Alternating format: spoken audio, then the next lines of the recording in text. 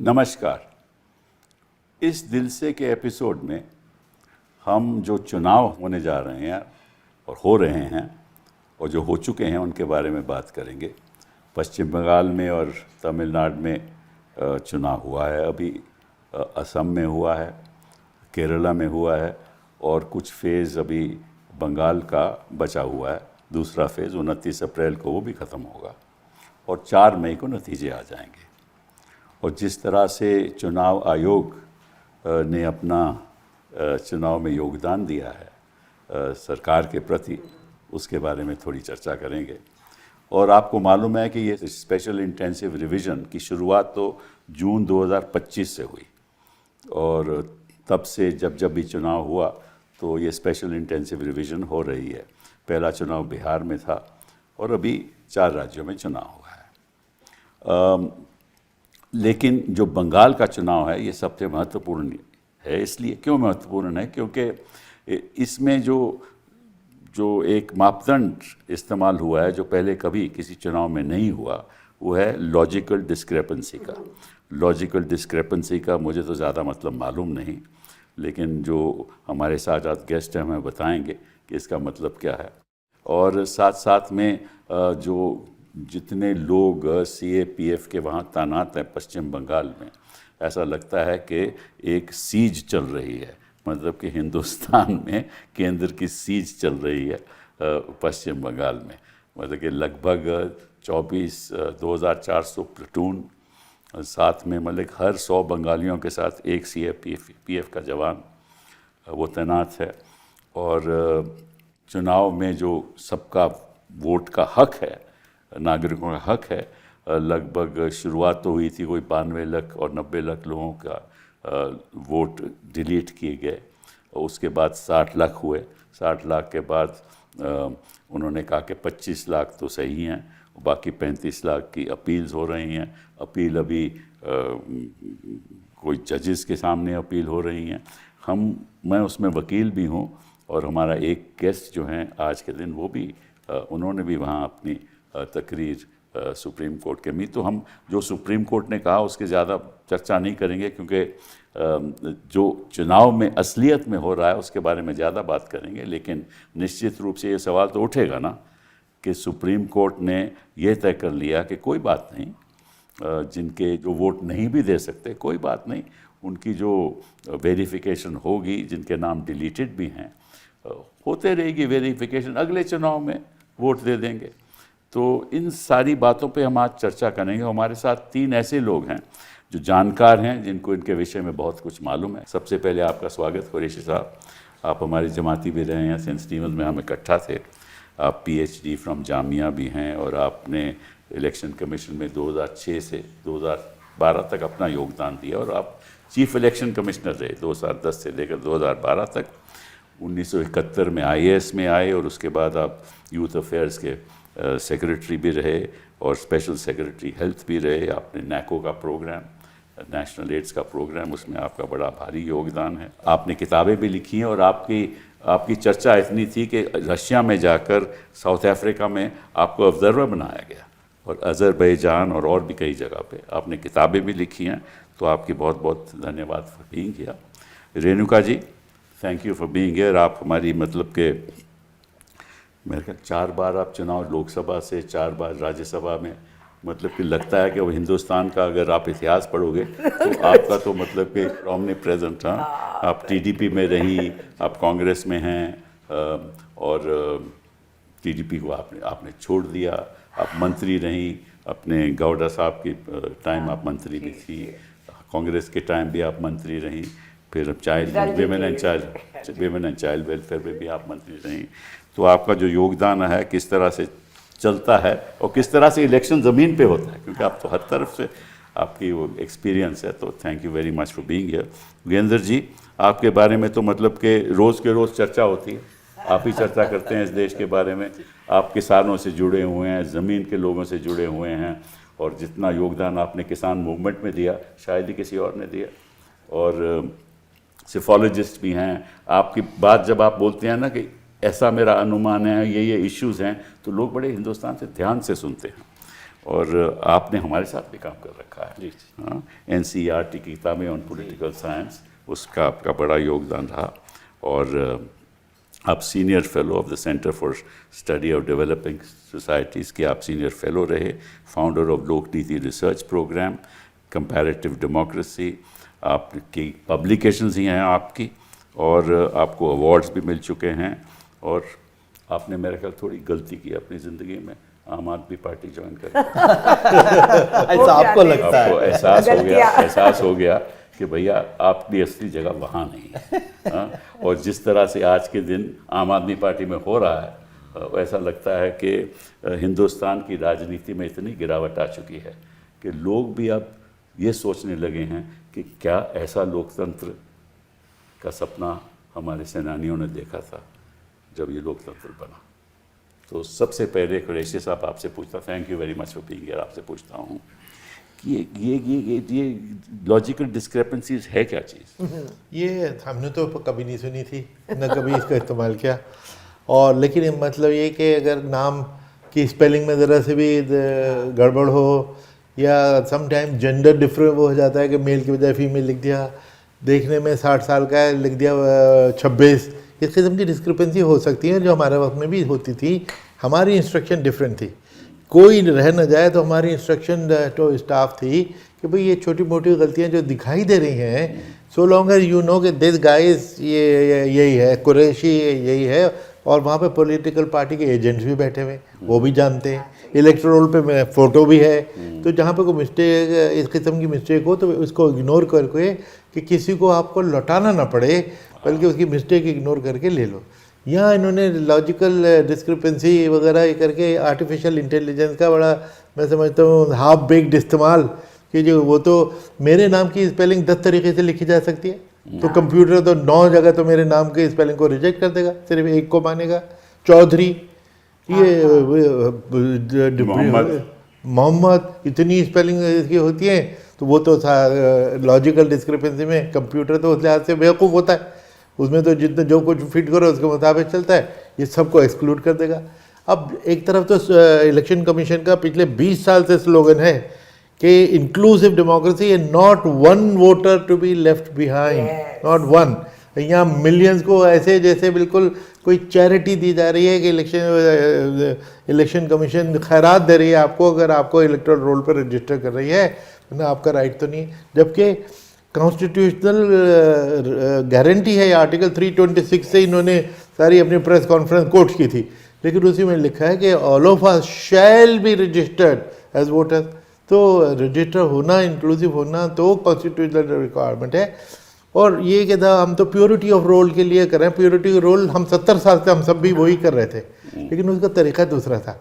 हम भी क्या करते थे, समरी रिवीजन, और जो 20 साल पहले इलेक्शन कमीशन ने फैसला लिया कि अब इंटेंसिव रिवीजन जो है, या केवल तो ये SIR न कॉन्स्टिट्यूशन में है, न रिप्रेजेंटेशन ऑफ पीपल एक्ट में है, न रजिस्ट्रेशन ऑफ वोटर्स रूल 1960 में। रिप्रेजेंटेटिव पीपल एक्ट तो है ना, section 23 representation of people act नहीं, उसमें जो है ना कि स्पेशल इंटेंसिव रिवीजन नहीं है, स्पेशल नहीं है, बट इंटेंसिव रिवीजन। और उसमें भी क्या लिखा है कि intensive revision could be done, ये स्पेशल तो बीजेपी के लिए है। हाँ, कि इंटेंसिव इसमें कि intensive could be done in a constitution part of the constitution. उसकी लॉजिक जो हम समझते थे वो डिफरेंट थी। ये हुआ कि कहीं जैसे फ्लड आ गया, तो उस फ्लड में सारा रिकॉर्ड बह गया, तो वहाँ तो हमें नए सिरे से करना पड़ेगा। अब पूरे देश का हम नए सिरे से करेंगे। जब यहाँ भी तो फ्लड, बांग्लादेशियों का फ्लड आ चुका है ना, ये वो देखिए। अच्छा, इसमें जो मैं कहने की बात है कि जो इलेक्टोरल रोल को 99% एक्यूरेसी थे, क्योंकि डिजिटल हो गए, ये 20 साल पहले फैसला हो गया था कि डिजिटल हो गए, समरी रिवीजन से अपडेट करते रहेंगे। जो 30 साल की कोशिश से 99% एक्यूरेसी पे आया, वो 30 दिन में ये लोग कर लेंगे या 3 महीने में कर लेंगे, ये क्या बात हो रही है, मेरी तो नहीं समझ में आती। तो यू थिंक कि भाई ये सारा जो बनाया गया ढांचा, ये SIR का, ये इसका मकसद क्या था आपके हिसाब से? भाई इसका मकसद तो ये कि इंक्लूजन के बजाय एक्सक्लूजन वाज।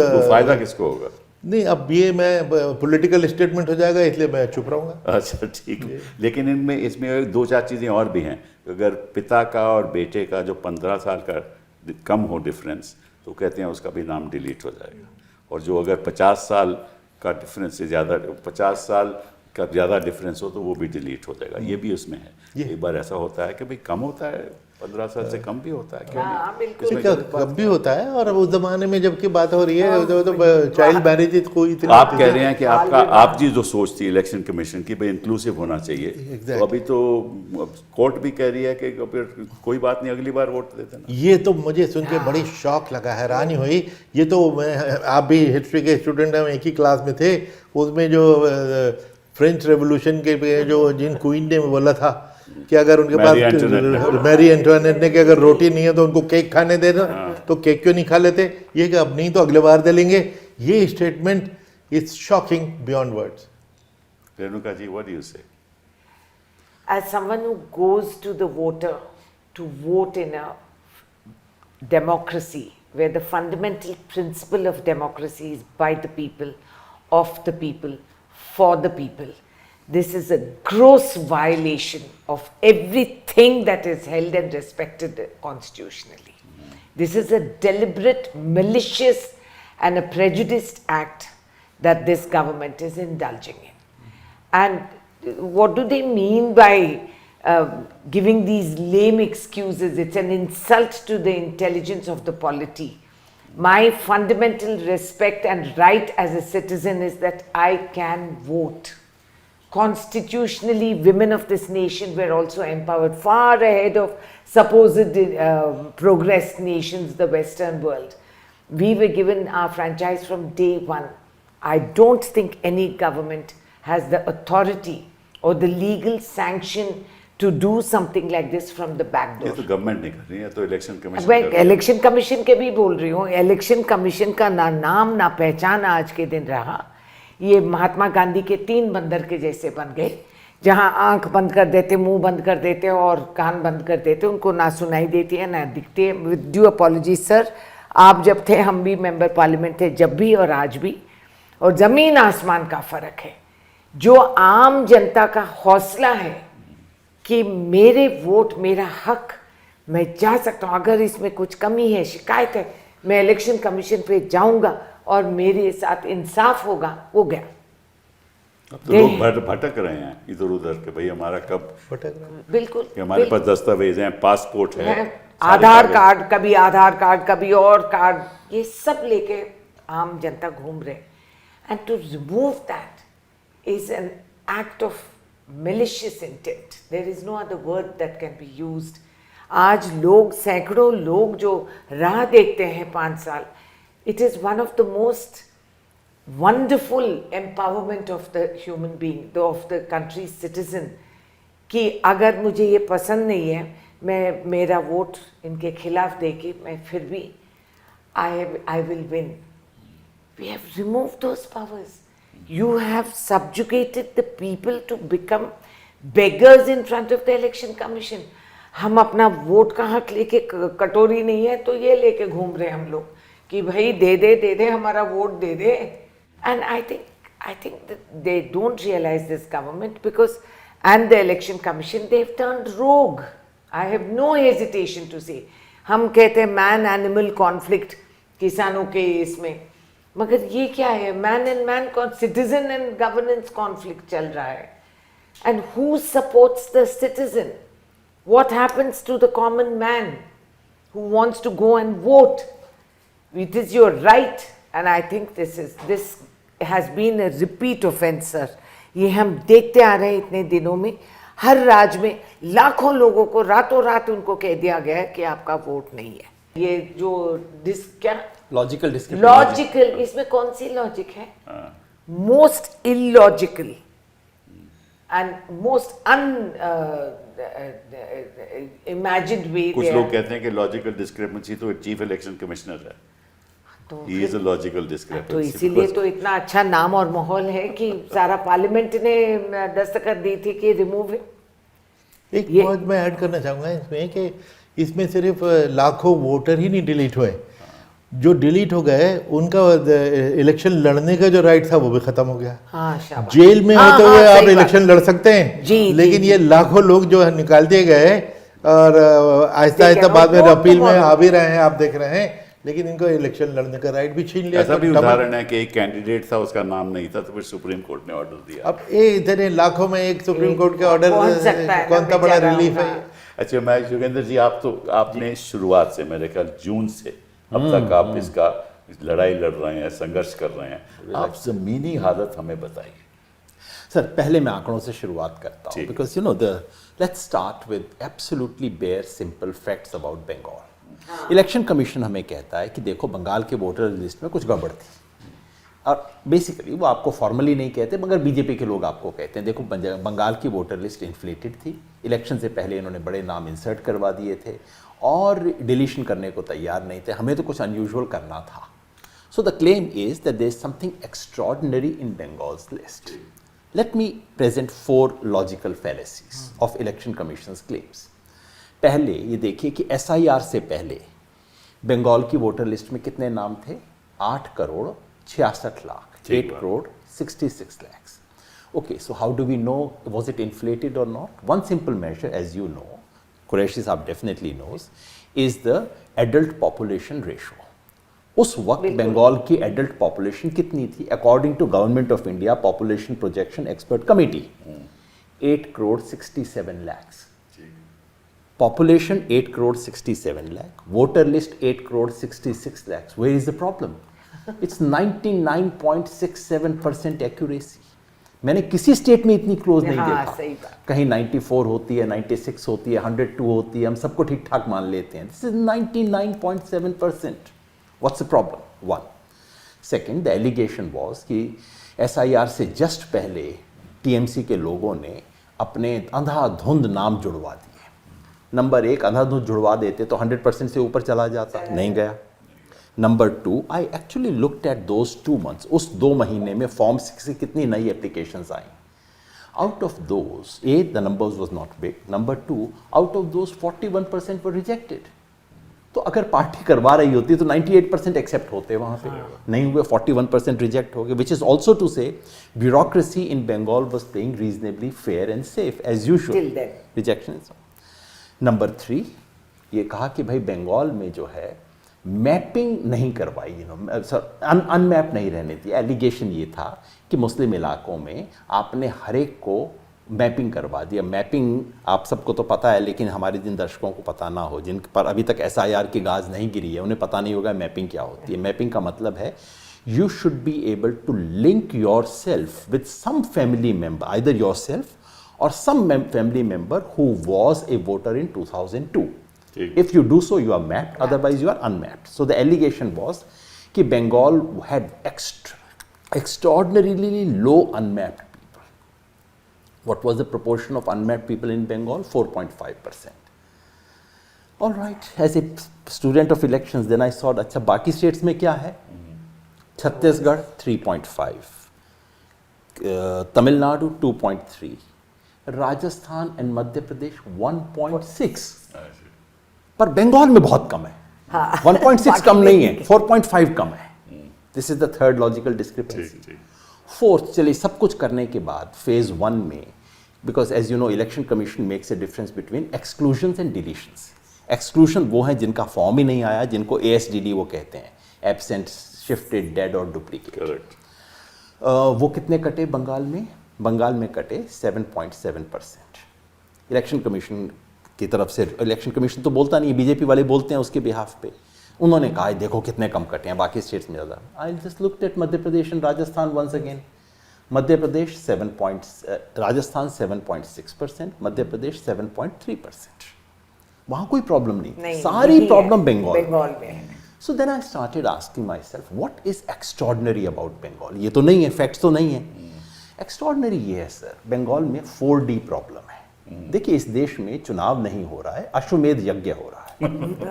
क्योंकि बनने चले थे हम विश्वगुरु, वहां तो हवा निकाल दी किसी ने। तो अब आप बने चलिए साहब, देश में चक्रवर्ती तो बन जाए, यहां तो कोई रोकने वाला नहीं है। देश में चक्रवर्ती बनने के लिए आपको अश्वमेध यज्ञ करना पड़ेगा, और घोड़े को बंगाल में पकड़ लिया। घोड़ा बंगाल में पकड़ा गया, तो अब आपको घोड़ा छुड़वाना है, तो यज्ञ करने के लिए वो तो करना पड़ेगा। और वहां आपकी 4D प्रॉब्लम है। What is 4D problem? BJP is desperate about Bengal. Desperate, सिर्फ जीतना इच्छा, डिजायर नहीं है, सही डेस्परेशन। बात, सही बात। Second is that their organization has deteriorated after Lok Sabha election. In fact, अच्छी performance पहले थी, उसके बाद विधानसभा के बाद से on the way downhill. Third, you have a determined opposition. I must say, I must salute Mamata Banerjee. मतलब उस औरत को लड़ना तो आता है. हाँ, सब सही लोग बात। जाके सीखो, क्लास लो जब ममता 4 बनर्जी तारीख को रिजल्ट आएगा तो बोलेंगे लोग जीतना भी आता है। पर जो भी अब तो मतलब डिटर्मिन्ड ऑपोजिशन. और finally there is a demographic problem. BJP has a demographic problem. क्या है? बंगाल के 30% वोटर ऐसे हैं जो भूल के भी बीजेपी को तो वोट नहीं देंगे. नहीं देंगे, सही बात. सो this is a 4D problem that BJP faces in its अश्वमेध यज्ञ. जी. तो अब उसके लिए क्या करना होगा? जब यज्ञ में दिक्कत होती है तो आपको विघ्न निवारण करना होता है. विघ्न आ गया यज्ञ में. बिल्कुल. विघ्न निवारण के लिए तो बीजेपी हेडक्वार्टर में विघ्न होगा, तो विघ्न में बुलाया गया. तो पुजारी आए इलेक्शन कमीशन से, तो पुजारी हमेशा रास्ता बता देता है कि विघ्न है तो इतने दक्षिणा लेके या फलां चीज से मामला सेट हो जाएगा. तो पुजारी ने बताया कि सर आप इसका स्पेशल इम्पेडिमेंट रिमूवल कीजिए. This is an impediment. Yes. 30% is an हाँ, इम्पेडिमेंट. सही इस 30% का अगर 25 कर दिया जाए तो मामला निकल जाएगा. So this is in Bengal a special impediment removal exercise. This is the SIR. This is what makes it extraordinary in Bengal. आपने बड़े Good सरल analogy. तरीके से समझा दिया कि बंगाल में हो क्या रहा है. लेकिन ये फिर CAPF की इतनी तादाद में लोग आना, ये कभी कैसे हुआ है? पहले कभी मैं पहलगाम में नहीं था, कभी आज हुआ होगा। कुरैशी साहब? नहीं, मैं और किस हाथ से आप फोर्सेस भेजते हो? मैं याद करने की कोशिश कर रहा था. हमने जब ऑल इंडिया इलेक्शन कराए 7 फेज में कराए, 750 कंपनी थी. अब 2500 कंपनी थे. बताइए, सिर्फ एक राज्य स्टेट में, में, एक राज्य में, हाँ. और 2 फेजेस में इसका मतलब है 2500 2 बार यूज होंगी. ये रोटेट की जाती हैं.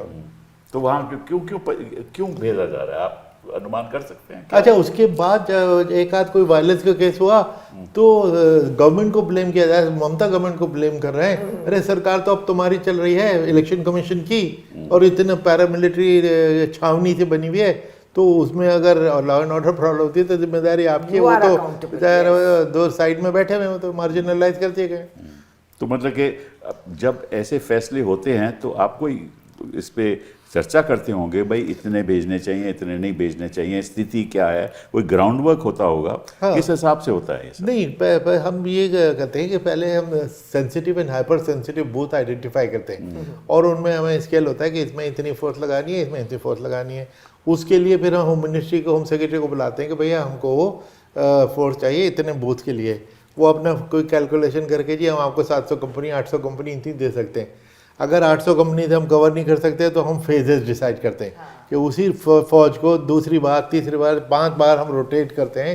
6-7 फेज का इलेक्शन बंगाल में होता है. एक चीज़ अच्छी की इलेक्शन कमीशन ने कि इसको सिर्फ 2 फेज में रिड्यूस कर not दिया. like last लेकिन time. उसका वजह यह है कि 800 कंपनीज के बजाय इनको 2500 कंपनी मिली है. तो वो नहीं है कि फिर आपको तो जिस वजह से हम रोटेट करते थे उसकी तो फिर ज़रूरत ही नहीं रही. तो मकसद भी सिर्फ ये होता है कि हर सेंसिटिव बूथ कवर हो जाए. तो ये बताइए रेणुका जी, अभी सुना है कि दोबारा एक मोशन मूव हुआ है अगेंस्ट चीफ इलेक्शन कमिश्नर कि इनके खिलाफ इम्पीचमेंट होना चाहिए. तो पहले मोशन में तो उन्होंने कह दिया कि ये मामला बनता ही नहीं है. अब दूसरा मोशन आपका आ गया. तो विपक्ष के लोग किस सोच के साथ ये काम, उनको मालूम है तो मान्यता इसको दी नहीं जाएगी? दे या ना दे, मान्यता दी जाएगी या नहीं, मगर एक लोकतंत्र में आवाज़ बुलंद रखना ही है. और ये लोग तय करें कि ये इसमें मान्यता हो या ना हो. आम जनता को पता चल गया, अक्लमंद को इशारा काफ़ी है. और अगर ये इस प्लेटफॉर्म पे हम वी आर लुकिंग फॉर, जहाँ भी प्लेटफॉर्म मिले we have to voice it. हम हाउस में आए हैं आम आदमी का आवाज़ सुनाने. We are not there for our self interest, we are there as public representatives. We have come with a serious onerous responsibility. और अगर इनको समझ में नहीं आएगी तो समझाने का ताकत भी हमारे अब तक तो समझा नहीं पाए, क्योंकि आप दस्तावेज में तो इकट्ठा हो जाते हैं इम्पीचमेंट मोशन में, बस सड़क पे तो आप इकट्ठा नहीं होते. ये ज़रूरत है ना. That is nature of the beast of a democracy.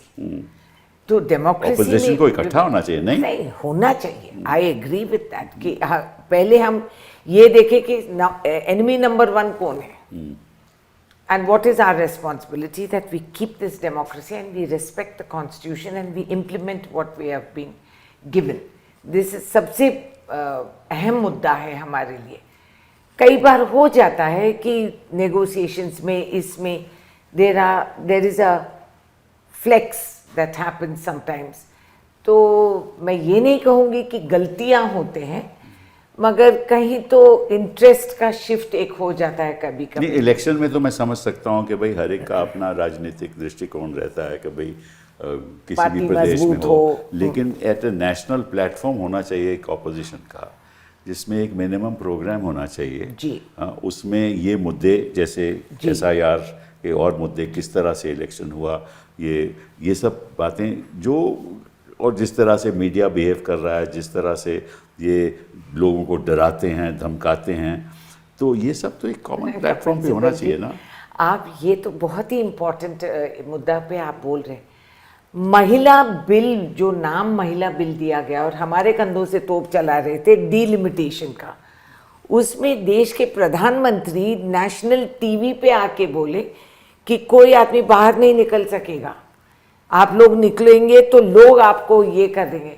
तो ये धमकी नहीं है क्या? नहीं, धमकी तो है, लेकिन हाँ, तो ये धमकी है, हमें डरा रहे हैं कि अगर हम हाँ नहीं कहेंगे तो आप ये करेंगे, तो वो तभी तो करेंगे। आपको दोनों सब लोग इकट्ठा होकर एक आवाज करना तो उठनी चाहिए। ना। Actually, in the past history, if you see, when we had united opposition, we did have a common minimum your program. chief focus should be, if democracy, जैसे अगर लोकतंत्र ही इस तरह से चलेगा तो फिर लोकतंत्र का मतलब क्या होगा? कुछ फिर तो इलेक्शन करने का मतलब हो नहीं, नहीं। कुछ नहीं। आप मुझे बताइए योगेंद्र जी, अभी BLOs के नाम कटे गए, हाँ, हजारों BLOs के नाम कटे गए, और जिस तरह से ये कहते हैं कि चुनाव आयोग कह रहा है ना, कितना सक्सेसफुल हुआ हमारा, 92% लोग आए वोट करने के लिए, ये इनकी कितनी बड़ी उपलब्धि है।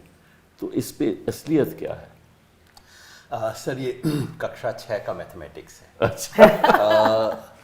पिछली बार बंगाल में यहाँ कितना वोट हुआ था? 81%। 81 divided by 100 is equal to 81%। Correct. उस 100 में से आप 11 निकाल दो, 81 डिवाइडेड, अगर एग्जैक्टली उतने ही लोग वोट डालने आए, 81 डिवाइडेड बाय 89 इज 92%। तो आपने कुछ नहीं किया है जो हमारे टीचर क्लास में बोला करते थे, डिनोमिनेटर देखो, सिर्फ ऊपर वाला फिगर मत देखो, डिनोमिनेटर जैसे ही आप चेंज करेंगे परसेंटेजेस तो अपने आप चेंज हो जाएंगे। पर ये तो headline That is news what आती है has आज के हमारे न्यूज़पेपर्स में, जैसे कि बड़ी भारी उपलब्धि हुई है। सर अब ये इसके लिए आप शिक्षा मंत्री देश के रहे हैं, इस देश के शिक्षा, मतलब पढ़े लिखे लोग क्लास 6 का मैथमेटिक्स नहीं कर सकते, तो उसके बारे में मैं क्या कहूँ। So basically nothing extraordinary has happen, सिर्फ इतना हुआ है। ब्रॉडली मैंने नंबर्स भी देखे हैं, कुछ चेन्नई के नंबर्स आज आए एक एक कॉन्स्टिट्यूएंसीज के, ब्रॉडली उतने ही लोगों ने वोट डाला जिन्होंने पिछली बार डाला था, लेकिन चूंकि जिससे आप डिवाइड कर रहे थे वो आपने छोटा कर दिया है, तो परसेंटेज उसका बढ़ जाएगा और कुछ नहीं हुआ है। मगर सिब्बल साहब, it's very important to understand कि बंगाल में क्या अनयूजुअल हुआ है। ये क्योंकि हमारी क्या हालत हो गई है, ये बिल्कुल गाजा वाली स्थिति है। हर खबर आती है, अच्छा 30 बच्चे मर गए, हम कहते हैं अच्छा 5-7 दिन पहले तो 50 मरे थे, ठीक है 30 इज ऑल राइट, अब 30 बच्चों को मार दिया। अब वो ट्रक के ऊपर लोग भाग रहे थे, खाने के ट्रक पे उनको गोली चला दी। हमें लगता है शायद 6 महीने पहले आई थी खबर ऐसी, कुछ कल की खबर है, लेकिन हमें लगता है 6 महीने पहले। इतना हम इंसेंसिटाइज हो गए। SIR में एग्जैक्टली यही हुआ है। अब खबर आती है बंगाल के 27 लाख, हमें बिहार में तो 65 लाख थे, अच्छा वहाँ तो 90 लाख थे। We forget what is so unusual about this 27 lakh. Allow me to just spend 2 minutes on this. Bengal में टोटल डिलीशंस हुए हैं 91 लाख। ठीक, correct. Which is bigger than other states, but that's all right, that's not so extraordinary। मगर जैसा मैंने कहा, SIR के deletion 2 stages में होते हैं। पहला स्टेज होता है जिसको ASDD बोलते हैं, मतलब कि आपको फॉर्म देने को कहा, फला तारीख तक आपका फॉर्म नहीं आया, इलेक्शन BLO ने कह दिया आपका फॉर्म ना आया ना आएगा क्योंकि आप एब्सेंट हैं, डेड हैं, ये हैं वो हैं, वो हुआ। उसमें 58 lakhs पीपल का डिलीशन हुआ। मेरी अपनी समझ अभी भी है कि वो कोई टारगेटेड नहीं था, पॉलिटिकली टारगेटेड नहीं था, और कोई बायस डिलीशन नहीं था, गलत था वो डिलीशन काफ़ी कुछ, लेकिन पॉलिटिकली चूज करके बायस तरीके से नहीं था। 58 लाख कट गए। Now what has happened Sibal साहब in every state is after the first stage of deletion then there is some recovery. हर स्टेज में आप if you remember the famous case of Bihar, right. पहली स्टेज में 65 लाख नाम कट गए, मगर फाइनली 44 था फिगर, यानी कि आपने उसको घटाया। क्यों घटाया? आपने फॉर्म 6 भरवाए, लोगों को वापस आने का मौका दिया। हर स्टेट में जो इनिशियल फिगर ऑफ डिलीशन था उससे कम हुआ। यहाँ भी बंगाल- 60 लाख हो गए ना इसका। बंगाल में 58 लाख से बढ़ के 91 लाख पे गया है। और ये जो एडिशनल 27 लाख की हम बात कर रहे हैं, ये वो कहानी नहीं है जो हमने बिहार, तमिलनाडु, गुजरात में सुनी थी कि भाई मैं तो था, मेरे को एब्सेंट डिक्लेयर कर दिया, डेड डिक्लेयर कर दिया। सिर्फ ये किस्सा नहीं है। These are people who have filled their enumeration form, number 1। Number 2, उनको नोटिस आया, notice under logical discrepancy. Logical discrepancy, just in case someone is confused, it's funny, but the basic thing is that there is a software. Software देखता है कि आप 2026 में लिख रहे हो कि मेरी एज 46 ईयर्स है, और आपके और आप कह रहे हो कि मेरे फादर 2002 में वोटर थे। तो सॉफ्टवेयर जाके देखता है 2002 में आपकी फादर की एज क्या रिकॉर्ड हुई थी। अब उस वक्त कैसे, आप जानते हैं हिंदुस्तान में 56 और 66 लिख देना कोई बड़ी बात नहीं है ना, 15 साल का गई तो ये बड़ी नॉर्मल सी चीज़ें हैं।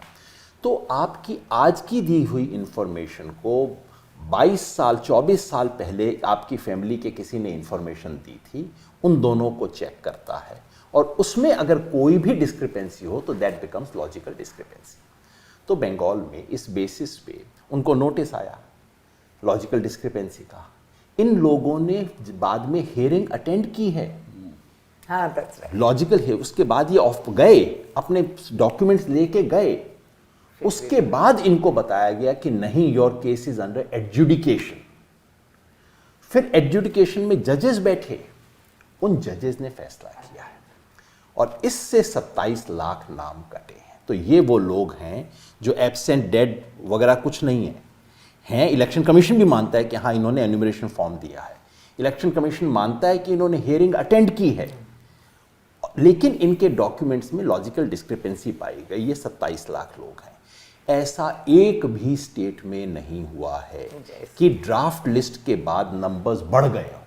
Every single state draft list के बाद डिलीटेड एक्सक्लूजन्स के नंबर कम हुए हैं। That's unusual. लॉजिकल डिस्क्रिपेंसी में क्या कुछ हुआ है, मैं कलकत्ता था तो मैंने कहा यार मेरे को 5-7 केस दिखाओ, मैं तो फाइल देखना चाहता हूँ। मैंने फाइल देखी। अब एक लड़का है, फादर का नाम है इफ्तिकारुल। इफ्तिकारुल को आप कैसे लिखेंगे? KHARUL। उसने लिखा हुआ है। बंदे के पास लिस्ट में नाम है, इलेक्शन आईडी कार्ड है, पैन कार्ड है, पासपोर्ट है, बर्थ सर्टिफिकेट है, ये सब डॉक्यूमेंट है बंदे के पास। आज से 24 साल पहले उसके फादर का नाम लिखा था इफ्तिक स्पेस हारुल। हाँ, तो दिस इज लॉजिकल डिस्क्रिपेंसी, जिसकी वजह से वो बंदा जिसके पास पासपोर्ट है इस देश का, घूम चुका है दुनिया, उसको आपने निकाल दिया। और वो बंदे के पास कोई तरीका नहीं है, कहां जाए, किसको बोले कि भाई मेरा नाम आपने काट दिया है। ये सब मजाक हुआ है बंगाल में। आज कोर्ट के अंदर जो केस आया है कि जो लोग खुद SIR कंडक्ट कर रहे हैं उनका नाम कट गया ना।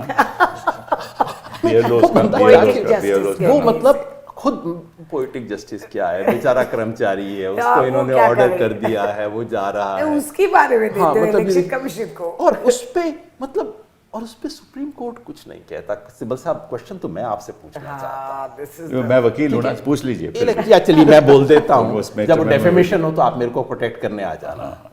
मैं पूछना चाहता हूँ, इलेक्शन कमीशन से तो देखिए धेला भर उम्मीद इस देश में किसी को नहीं है, मेरे को नहीं है। नाउ अब इलेक्शन कमीशन को दोष देने का मतलब ऑलमोस्ट ये कहना है कि भाई स्पीकर न्यूट्रल क्यों नहीं होता लोकसभा में। अनफॉर्चुनेटली ये इंस्टीट्यूशंस हैं जो खत्म हो चुकी हैं, बर्बाद हो चुकी हैं। इलेक्शन कमीशन की तो आजकल बिल्कुल वही मजाक बन चुका है। मैं सुप्रीम कोर्ट के बारे में कुछ सवाल पूछना चाहता हूँ। पूछिए। ना, मेरे को नियत पे एक पैसा शक नहीं है। अच्छा, एक बात और कह दूं, ये जिस जजेस ने ये कहा गया ना भी जजेस ने 27 लाख केस तय किए, हम क्या करें, जुडिशियल प्रोसेस से आया, सुप्रीम कोर्ट ने कहा। अब ये बताइए कैसे आया, पता नहीं क्यों जज साहब ने इन चीज़ों पे गौर नहीं किया। बंगाल में 1,33,00,000 लॉजिकल डिस्क्रिपेंसीज निकली, लेकिन उनमें से 60 लाख को नोटिस गया। ये किसने तय किया कि ये 60 लाख कौन होंगे और ये 73 लाख कौन होंगे? मेरे को आज तक इसका जवाब नहीं मिला। How was that decided? जिस नंदीग्राम में 25% मुसलमान हाँ, हैं, सही बात। वहां नोटिस 95% मुसलमानों को कैसे गया, किसने तय किया? सो नंबर 1, बिफोर द जजेस कम इन टू प्ले, जज के पास जज तो वही फैसला करेगा ना जो फाइल उसके सामने होगी। ये 60 लाख फाइलें क्यों गई, बाकी 73 लाख फाइलें क्यों गई, मुझे आज तक समझ नहीं आया। नंबर 1। तो ये मामला तो सुप्रीम कोर्ट के सामने नहीं था। सर था, बिल्कुल था, मैं बताता हूँ। ये आंकड़े तो नहीं थे। आंकड़े नहीं थे, ये दिक्कत मैं कह रहा यही है, हूँ। ये सारी आंकड़े नहीं थे बातें ना। सुप्रीम कोर्ट के सामने रखी नहीं गई। यही मैं कह रहा हूँ ना, ये आंकड़े तो जब नहीं सुप्रीम कोर्ट ने फैसला दिया कि स्पेशल एडजुडिकेशन मैकेनिज्म बनाया जाएगा, which is absolutely extraordinary, using article 142 बनाया है उन्होंने, तब सुप्रीम कोर्ट को भी पता नहीं था कि 60 लाख केसेस हैं। अब आप बताइए, आप कोर्ट हैं, आप कह रहे हैं कि नहीं को, आपने कहा ये जज लोग हैं, इन केसेस को आप अगले 35 दिन में निपटा दीजिए। कितने केसेस निकले? 60 लाख। जजेस कितने थे? 250, बढ़ा के बाद में 700 कर दिए। सिब्बल साहब, जज बड़े ईमानदार रहे होंगे, मैं मान के चलता हूं कि वो हर दिन 10 घंटा मेहनत कर रहे होंगे, 8 घंटा नहीं 10 घंटा काम कर रहे होंगे। Even then they were settling 25 cases per hour. I know that. दुनिया में कौन कर सकता है 25 नहीं कर केसेस? सकते। तभी होता है Physically इफ्तिकारुल हसन का केस, impossible. ऐसा ही होता है। नहीं कर सकते। Physically and 25 केसेस intellectually आप 1 घंटे में कर रहे हो, ये तो तब जबकि 10-10 साल में कर रहे थे। तो ये आपका, तो मैं जजेस को दोष नहीं देता, पर किसी को भी आप, भगवान को भी ये कह दो कि तुम ये करो, तो मतलब वो नहीं कर सकता इस चीज़ को। मैं सुप्रीम कोर्ट के बारे में 3-4 सवाल पूछना चाहता हूँ। नंबर 1, जुलाई पिछले साल से आपके सामने एक पिटीशन पड़ी है जिसमें मैं पिटिशनर हूँ, मेरा कोई हक नहीं बनता कि सुप्रीम कोर्ट को कहूँ कि आप मेरे हक में फैसला दें, लेकिन क्या इस देश के नागरिक के नाते मेरा इतना हक बनता है कि हुजूर आप फैसला दें, हाँ, कुछ तो आप मेरे खिलाफ दें, कुछ करें? मतलब बिहार का पर इलेक्शन सुनवाई तो हो गई आया ना उसमें। सर, सुनवाई हो, प्रैक्टिकली यू नो सर, 14 अगस्त को सुनवाई पूरी हो गई थी। बिहार इलेक्शन से पहले फैसला आ सकता था, नहीं हो सका, बिहार इलेक्शन आया, चला नहीं, गया। उसमें मुश्किल ये थी कि बाकी प्रदेशों में चुनाव आ रहे थे, वही मुद्दे दोबारा कोर्ट के सामने आ रहे थे। इन्होंने सोचा होगा कि सबको इकट्ठा करके हम अपना फैसला देंगे। ये मेरा अपना अनुमान है। आप वकील आदमी हैं, आप अच्छी बातें सोच सकते हैं, मैं तो बड़ी सहज बुद्धि से सिंपल मोटी बात सोचता हूँ कि बिहार इलेक्शन से पहले आप कह देते कि भैया ये कॉन्स्टिट्यूशनल है और इसमें आपको 5 प्रिकॉशन लेनी चाहिए, हमेशा के लिए तय हो जाता। आज तक तय नहीं हुआ। नंबर 2, ये जो बंगाल वाला मामला आया सुप्रीम कोर्ट के सामने, इलेक्शन कमीशन ने ये एक्स्ट्रॉर्डिनरी अपील की। Election commission in a sense was appealing against its own officers.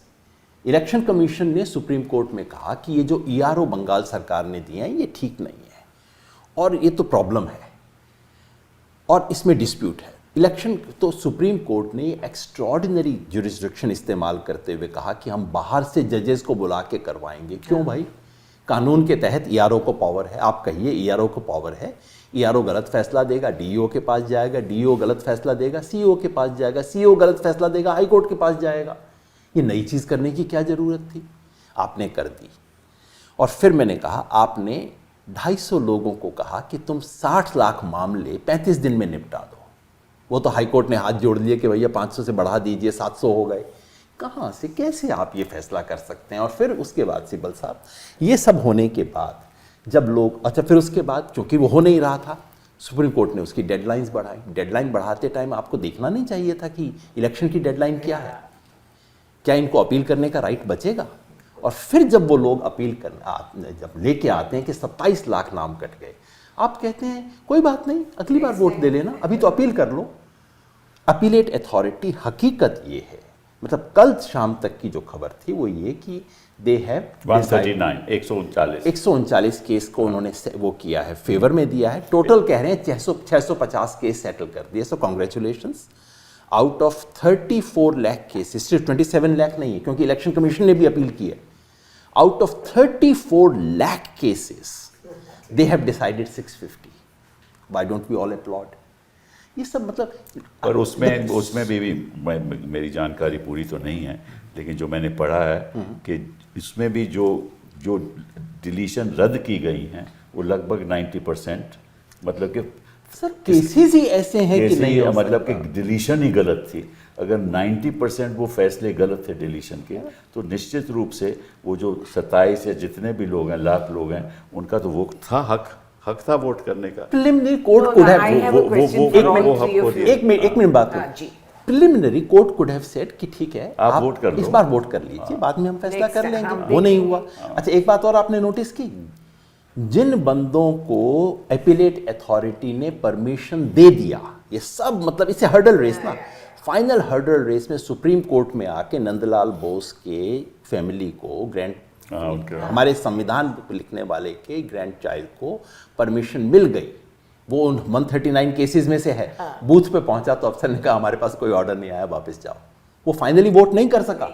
After all this they वर एक अनेबल जज टू साहब का भी वोट। नोट कट गया था और नाम कट गया। वो तो कट गया था, पर मैं कह रहा हूं जिसका नाम जुड़ गया, जिसको उसका भी सुप्रीम कोई कोर्ट से हक नहीं राहत बना मिल ना। गई, वो भी वोट नहीं कर पाया है। मतलब कोई क्या बात नहीं, मजाक अगली हो रहा बार कर लेगा। Now I want to ask a question. मैं सिटीजन अरे इतने सवाल मुझसे पूछोगे तो लगता है तो मैं ये दिल से प्रोग्राम आप कर रहे हो मेरे लिए। है। अब हमारे दिल से कुछ बात निकल रही है तो क्या करें। दूसरों का मन की बात सुनाई देती है, हमारे दिल की बात तो सुने। आप बताइए। मैं ये पूछना चाह रही हूँ, मैं वोटर हूँ, मुझे संविधान का दिया हुआ हक है, तो इस हालात में मैं कहाँ जाऊँ? Can I file a case in the Supreme Court saying I have been denied my right to, Supreme Court my में जो franchise मामला- has been denied and I should be compensated and that next time I may not be alive. अरे next time vote करो, किसने देखा next time हम जिंदा है या नहीं? पहलगांव कहीं और हो सकता है, कुछ भी हो सकता है।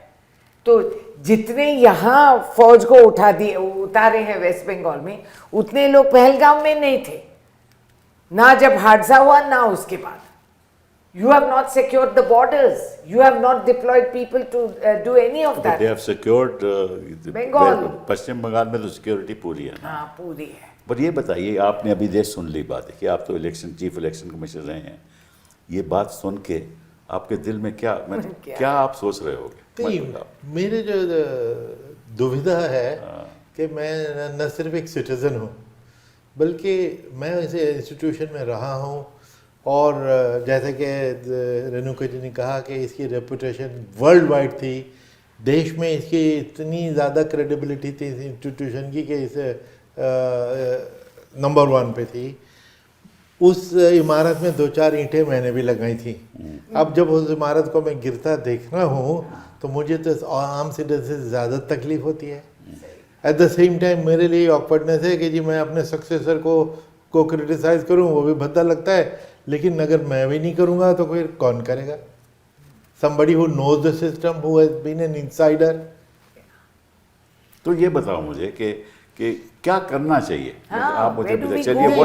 इसमें जो डिसअपॉइंटमेंट देखिए, इलेक्शन कमीशन ने तो अपने ब्रेजनली जो कुछ खेल खेलना था वो कर ही रहे हैं, लेकिन एक हमारा जो सबसे बड़ा डेमोक्रेसी का फादर और गॉडफादर सुप्रीम कोर्ट, उससे हमें मायूसी हुई। उन्होंने तो फैसिलिटेट किया है, सारा प्रोसेस कर लो। और जो इन्होंने योगेंद्र जी ने बात की कि अगर कोई डिपार्टमेंट अच्छा काम नहीं कर रहा है तो उसके जूते मार के उसी से काम लेना होता है। आप ये तो नहीं कहेंगे तू नालायक है, चल छोड़ दो, हम आके खुद कर लेंगे। कल को फिर आप किसी और डिपार्टमेंट में जाके ठीक कर दीजिए, तीसरे डिपार्टमेंट में आप ही जाके ठीक कर दीजिए। ये तो लॉजिक ही नहीं समझ में आती। मैं आपको बताऊं, मैं वकील हूं उस कोर्ट में, मैंने बहस भी की है। मैं आपको बताता हूं कि जज, मेरा अपनी सोच है कि जज क्या सोच रहे हैं। एक तरफ इलेक्शन कमीशन ये दलील करती है कि साहब ये EROs बिल्कुल गलत हैं, आप इसका कुछ कभी बदलिए, ये बिल्कुल गलत है। दूसरी तरफ हम कहते हैं कि ER बिल्कुल सही हैं, आप क्यों इसको बदल रहे हो? अब प्रॉब्लम सुप्रीम कोर्ट क्या है कि इस मामले में सुप्रीम कोर्ट क्या तय करे? सुप्रीम कोर्ट को या तो ये तय करना चाहिए कि भैया आपके जो रिप्रेजेंटेशन ऑफ पीपल्स एक्ट जो आपके जो उसी हिसाब से होना चाहिए। मैं बताता Absolutely, but that's हूँ। the law of the That is land. the fundamental ठीक है ना? thing. अब इलेक्शन कमीशन आपको प्रेस करे जा रही है, आप भी जानते हो, मैं भी जानता हूँ, प्रेस करे जा रही है, नहीं साहब ये गलत है, इन्होंने नाम गलत दिए हैं, ऐसा ये इलेक्शन ऐसा उनकी मतलब दिखाने के लिए कि सब ममता बनर्जी के बंदे हैं, इनको ये Simal हक sir, can नहीं I देना say चाहिए। something? देखिए नहीं मैं If इसका you जवाब- go beyond the law, हाँ। there is a नहीं, representation मैं of आपको people's बता रहा पहले हूँ। मैं इसका जवाब दे दूं हाँ, आपको बताइए। कि इलेक्शन कमीशन अगर अपने ईआरओ के खिलाफ शिकायत कर रही है किसी थर्ड पार्टी से यानी सुप्रीम कोर्ट से, सबसे पहले तो ये अफसोसनाक है। नहीं, कोई शिकायत है ही नहीं उनको, है तो ना? कहते हैं होना ही नहीं चाहिए। नहीं, सेकेंडली ईआरओ तो उनके अपने बंदे, हाँ। उनको बदल दो। और आपने इतने बदले हैं सैकड़ों हजारों हाँ, जो तो इसमें ट्रांसफर क्या किए, था? इनको बदल दो, हाँ। अपनी मर्जी के लिए आओ, लाए ही हो हर जगह चीफ सेक्रेटरी तक अगर बदल लेते हो। ईआरओ को बदलना क्या चीज है, वो तो एक तहसीलदार है या एसडीएम है, बदल दो जी। सिबल साहब मैं कह रहा था, okay so number one it was a contrived dispute, जानबूझ के बिल्कुल Absolutely. बनाया ठीक- गया वो- था। ठीक है, वो ठीक हो सकती है आपकी बात। So okay, you as the Supreme Court of India intervene, use your extraordinary discretion under Article 142 and say I'm going to institute a new mechanism, adjudication mechanism over and above and besides the legal mechanism. तो फिर आपकी एक administrative duty है कि आप देखें कि कितने केस हैं, कितने दिन हैं, कितनी फाइल हैं, क्या एसओपी होगा उसका। अगर आप उस सब में घुस रहे हो, कीचड़ में पांव दे रहे हो, तो फिर तो अब आपको ठीक से देना पड़ेगा। Then you cannot say, oh my God, I didn't know there were 60 lakh cases. I mean, you have to know how many cases. You cannot then say कि सिर्फ 250 लोगों को मैंने शुरू में क्यों अपॉइंट किया। Once you get into this administrative mess, which is not the Supreme Court's business to get into, but if you for whatever reason decide in your wisdom to get into this, then you have to own the responsibility. I agree, the court was dealing with a political mess. That's the problem. But allow me to say, and do come to my defense, that the Supreme Court has contributed to the making of this mess. हो सकता है, हो सकता है। हाँ, नहीं हुआ। मैं ये भी कह सकता हूँ। मैं आपको बताता हूँ प्रॉब्लम क्या है। हम एंड ये प्रॉब्लम एक कोर्ट की नहीं है, हिंदुस्तान की सब कोर्ट्स की है। वो प्रॉब्लम ये है कि जब सरकार उनके सामने पेश होती है, जो सरकार कहती है वो सच माना जाता है, ठीक है। जो उसकी सरकार के प्रति जो खिलाफ खड़ा हुआ है, वो जो कहता है उस पर कोई विश्वास नहीं करता। This is what Gautam Bhatia calls the rise of the executive court. ये That's रियलिटी what's है। हम happening. रोज जाते हैं कोर्ट में, और जो सरकार उठ के मतलब कि कोई लॉ ऑफिसर आके कह दे, वो लोग समझ और जज साहब समझते हैं कि तो बिल्कुल ठीक है।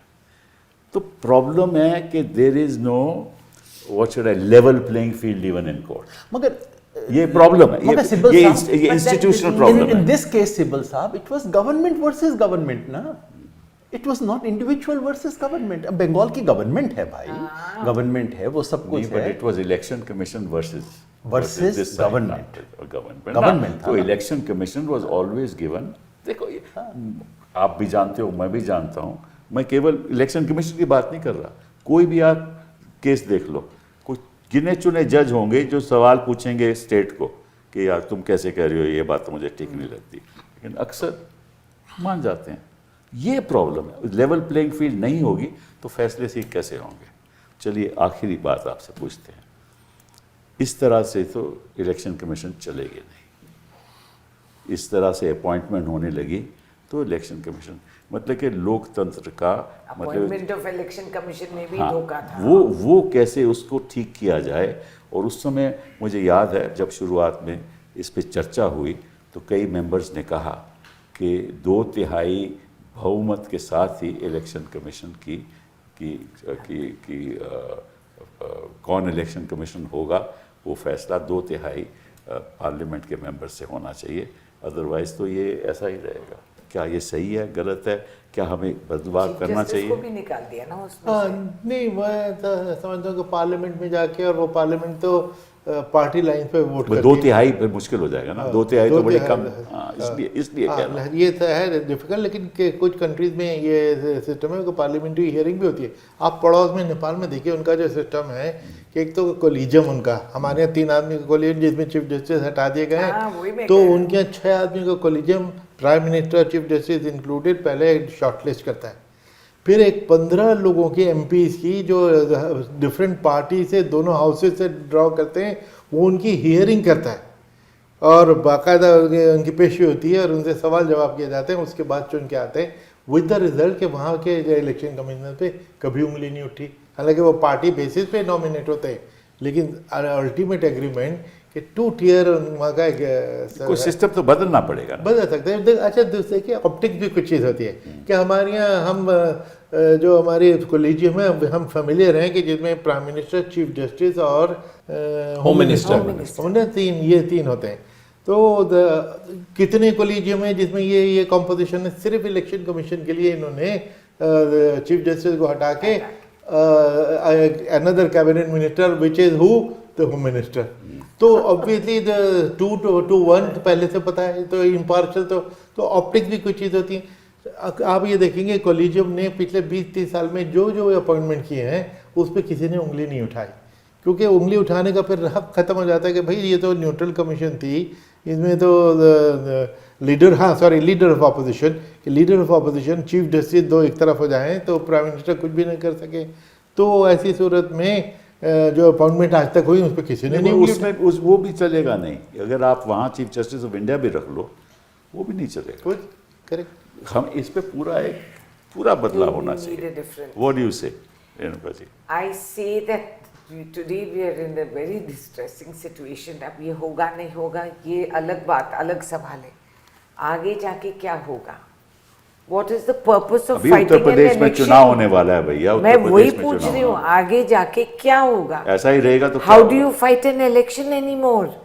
भाई हमारे साउथ में इलेक्शन बहुत महंगा होते हैं और अगर हमें पता है कि there is no chance तो हम क्यों लड़े इलेक्शन? शायद ये केंद्र यही चाहते हैं। What worries me, Sibbal साहब, is something much beyond this. कैसे फिक्स करेंगे आप लोगों को पता है। What worries me right now is that we've traveled quite a long way towards the Bangladesh route. Bangladesh में election commission lost legitimacy. Then the Supreme Court stepped in after a point and started conducting the elections. That's what happened. After that, Supreme Court lost legitimacy. This is what happened in Bangladesh. So we have traveled almost half the way already, where election commission has become a joke. Yes. No, The last wall is the Supreme Court is being now. criticized. Let's be fair and honest to Yes, ourselves. yes. हमें अपने आप से तो we must be सही बात बोलनी चाहिए ना। सुप्रीम कोर्ट भी अभी आप चले जाओ, जनता के बीच चले जाओ, तो वकीलों के बीच चले आइए, जाओ, हो रहा है कि सुनिए। ये क्या हो रहा है साहब, ये क्या हो रहा है। तो ये सही नहीं है तो हमारे देश के लिए, लोकतंत्र के लिए, कोर्ट के लिए। सिब्बल साहब, मेरे मन में जो सवाल आ रहा है कि फिर रास्ता हमारे पास क्या बचता है? मैं वही सवाल पूछे जा ये जो दिक्कत इस What वक्त is in the है, future? बाकी सब चीज़ों में आप कहते हैं चलिए सब कुछ है, जनता वोट दे के कर लेगी। अब जनता का रास्ता बंद, चलिए कोर्ट कर देगा। अगर वो आखिरी दीवार टूट जाती है, हम क्या कह रहे हैं इस देश के अंदर? तो I shudder to think of what lies ahead for this country now. Qureshi साहब, आप कह रहे हैं कि ऑप्टिक्स भी एक चीज होती है।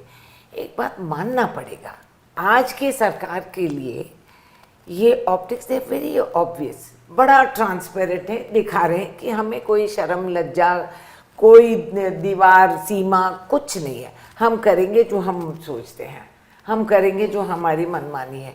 आप कुछ भी कर लो, कहीं भी जाओ, हम इम्पीचमेंट कोर्ट ही बचा सकता है ना फिर। हाँ, तो यही तो फिर अगर कोर्ट नहीं बचाएगा, अब देखो मैं आपको एक साधारण सी बात बताता हूँ।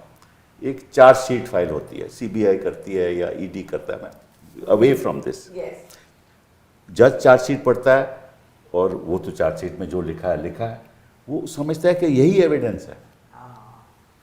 चार्जशीट तो केवल आरोप होता है, उस एविडेंस को मान के बेल डिनाई कर देता। ये एक बड़ा खतरनाक, एब्सोल्युटली। या बाहर के देशों में जब तक एविडेंस नहीं आए तब तक चार्जशीट फाइल नहीं होती। यहाँ चार्जशीट पहले फाइल होती है, एविडेंस बाद में बनाया जाता है और बनाया जाता है एविडेंस। ये प्रॉब्लम सिस्टम में आ चुकी है। आप सीईसी की जो भी सीईसी उठ कर करेगा वो मान लिया जाएगा। ये केवल एक उसका ओपिनियन है। कोर्ट में दोनों parties are level playing field होना चाहिए। एक की बात मान लोगे, दूसरी की बात को रद्द करोगे क्योंकि ये तो प्राइवेट सिटीजन है, ये तो अपने पक्ष में बात करेगा, जैसे सरकार अपने पक्ष में बात नहीं करती। ये प्रॉब्लम सिस्टेमिक प्रॉब्लम। वो गीत है सर, वो मझधार में नैया डोले तो माझी उसे बचाए, माझी जो नाव डुबाए उसे कौन बचाए। That is where we reached. ये देश की जनता बचाएगी, आप जैसी आवाजें बचाएंगी और बचाना पड़ेगा क्योंकि लोकतंत्र खतरे में है। बहुत बहुत धन्यवाद।